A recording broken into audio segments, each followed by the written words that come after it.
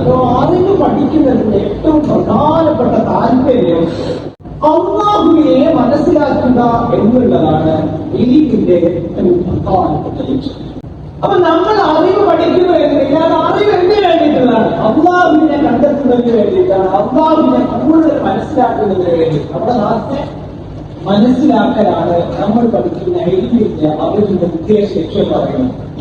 നിങ്ങളെ കാര്യം മനസ്സിലാക്കണം. നമ്മളിപ്പോ അള്ളാനെ മനസ്സിലാക്കണം, നമ്മൾ സ്കൂളിൽ പഠിക്കുന്നതാണ്, നമ്മൾ ദർസിൽ പഠിക്കുന്നതൊക്കെ അതിന്റെയൊക്കെ അന്തസത്താണ് നമ്മുടെ സൃഷ്ടാവിനെ മനസ്സിലാക്കലാണ്, സൃഷ്ടാവിനെ കണ്ടെത്തലാണ്, സൃഷ്ടാവിനെ മനസ്സിലാക്കലാണ്.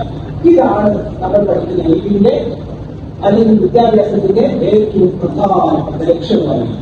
ഒരു കാര്യം മനസ്സിലാക്കണം, നമ്മൾ ഫിസിക്സ് സ്കൂളിൽ പഠിച്ചിട്ട് സയൻസ് പഠിക്കുന്നത്, ഫിസിക്സ് പഠിക്കുന്നത്, കെമിസ്ട്രി പഠിക്കുന്നത്, ഇസ്ലാമിൽ അങ്ങനെ മതഭൗതികം, മതവിദ്യാഭ്യാസം, ഭൗതിക വിദ്യാഭ്യാസം ഇങ്ങനെ ഒരു കൺസെപ്റ്റ് ഒന്നുമില്ല.